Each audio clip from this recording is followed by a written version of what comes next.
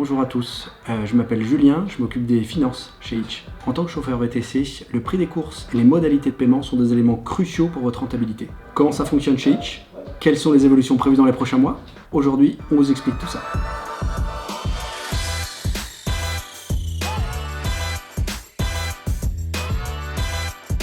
Premier point, le calcul des prix. Le prix d'un trajet est calculé à partir d'un prix de base, d'un prix à la minute et d'un prix au kilomètre, et toujours avec un prix minimum.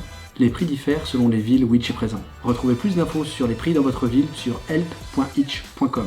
À ce prix total, on prélève ensuite notre commission de 18% TTC, donc seulement 15% hors taxe, et on vous reverse votre gain net chauffeur par le virement du lundi.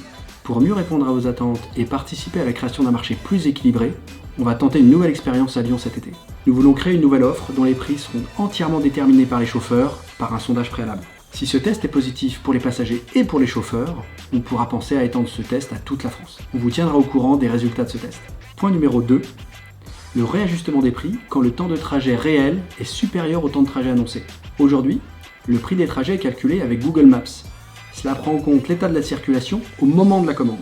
Mais certaines situations peuvent rallonger le temps de la course, bouchons, accidents. Dans ces cas-là, vous pouvez nous contacter pour nous le signaler et nous demander un réajustement du prix. On sait que ce fonctionnement n'est pas optimal. On travaille donc actuellement à faire évoluer l'application pour que ce réajustement de prix se fasse automatiquement pendant la course. Cela devrait être mis en place dans les prochains mois. Troisième point, les modes de règlement sur l'application. Vous le savez, sur Hitch, les passagers ont la possibilité de payer ou en carte bancaire ou en espèces.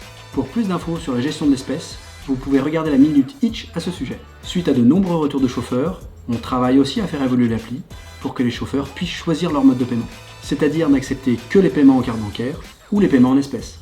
Cette fonctionnalité sera probablement intégrée au programme de fidélité chauffeur. On vous tiendra informé des évolutions à ce sujet.